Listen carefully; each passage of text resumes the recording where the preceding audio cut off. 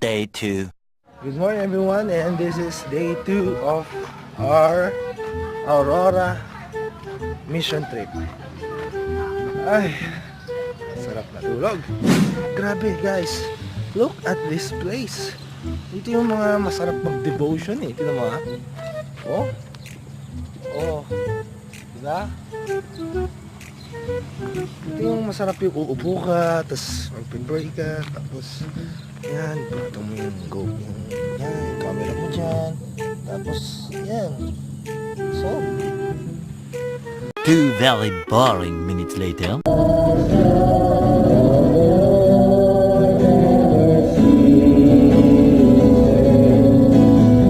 Panginoon ko, magpakarami sa iba't ibang lugar ng area na ito, Panginoon ko.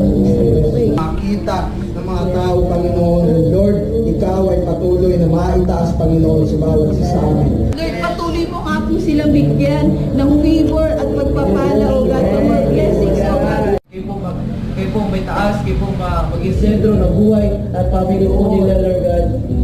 Gamitin kami, Father God, na makapag-share ng word mo, Father God, sa mga tao na kasalubong. A few moments later.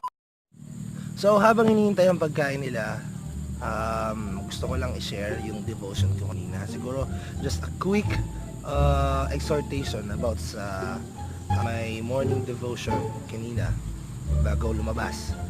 So the devotion is about loving God. And ano ba? Kasi madalas na natin narinig yun. Maalam nyo na rin kung what are the things or the verses, Bible verses, or what's the scripture is pointing out. Bago nga pala ang lahat, ang Bible verse natin for this scripture is John chapter 14 verse 21. Whoever has my commandments and keeps them is the one who loves me. The one who loves me will be loved by my Father, and I too will love them and show myself to them.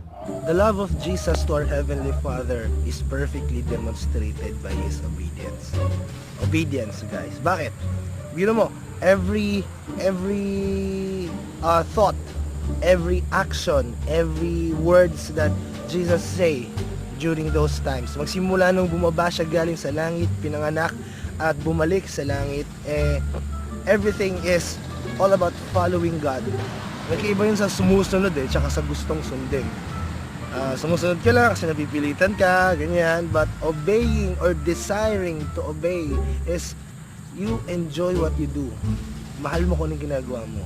So same thing, if you want to grow your love to our Heavenly Father, you must draw closer to Him, of course through His Word. Through His Word. And as you keep on reading God's Word, and as you keep on reading the Scriptures, yung love of God, or yung love mo kay God nag-grow. It's just a simple devotion, pero it's so basic, pero generally speaking, dapat nating sinusunod lahat, okay? Yun lang. Balik nga ako doon kasi may devotion silang gagawin bago kami kumain. Have a good day, guys. It's gonna be a new and exciting day. Bye. Montage. Ang lalaki pa naman nila.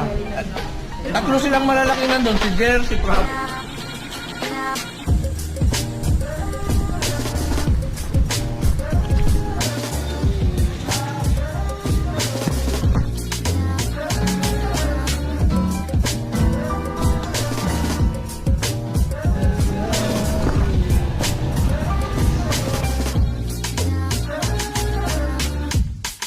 Pasok.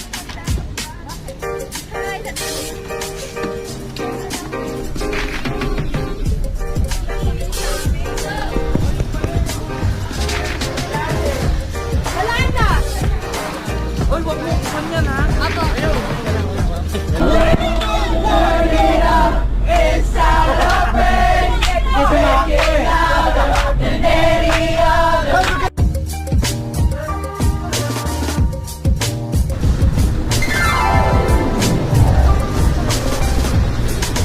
Getros!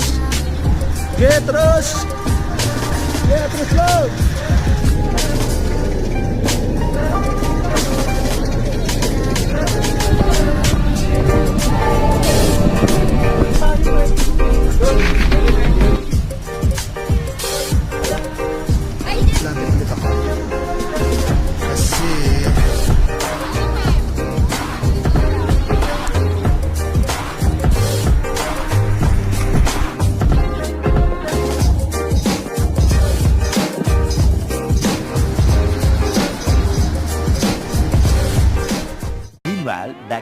lowlands. And it's resting time because a few minutes bit or mamayang 4:30 lalarga na naman kami, tapos maghahanda, magsiset up for our crusade for this second night. So wala akong maisip gawin. Naisip ko sana ng subukan kaya natin guluhin yung mga kapitbahay natin. Sandali na nga.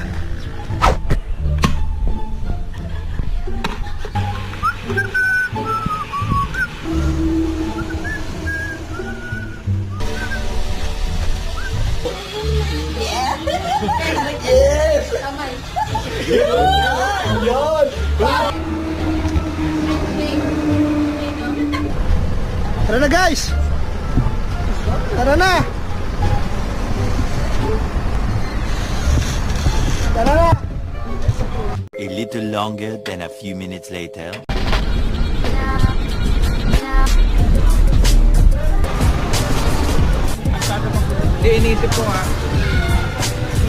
Pasok na! Pasok na kayo! Pasok na! Pasok na kayo! Pasok na! Yun eh, pasok na!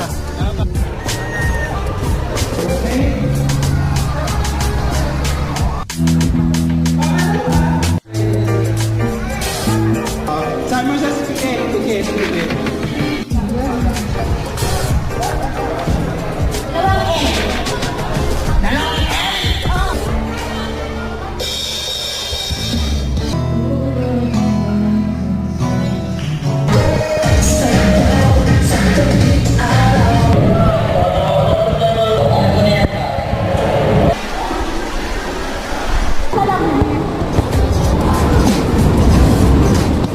Many unbearable hours later. Sino yan? Manood ko yung video? Movie marathon? Anong movie? Greatest Show. Greatest Show. So bago matapos yung araw na to, gusto ko lang ipakita yung quick tour ng aming kwarto. No? So as you can see, ganito po siya kalaki.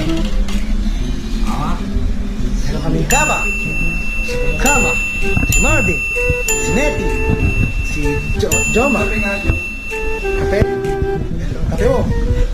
Gamit na makalat. Aircon. Sinampay. Kuya Let. Joke lang. It's already about 12 o'clock in the evening. 12 o'clock midnight na. Tomorrow, hindi ko po alam kung ano yung mga susunod na activities namin. Hindi ko alam kung ano susunod namin gagawin. But we must always, prepare for activities such as yung mga crusade. No? At ayun, I guess this is how we're gonna end day 2 of our Aurora mission trip. And still, then again, it's a very, very fun experience and fulfilling experience, lalo na pag para kay Lord mo ginagawa. Good night everyone, and have a good sleep. Don't forget to pray. One nap later.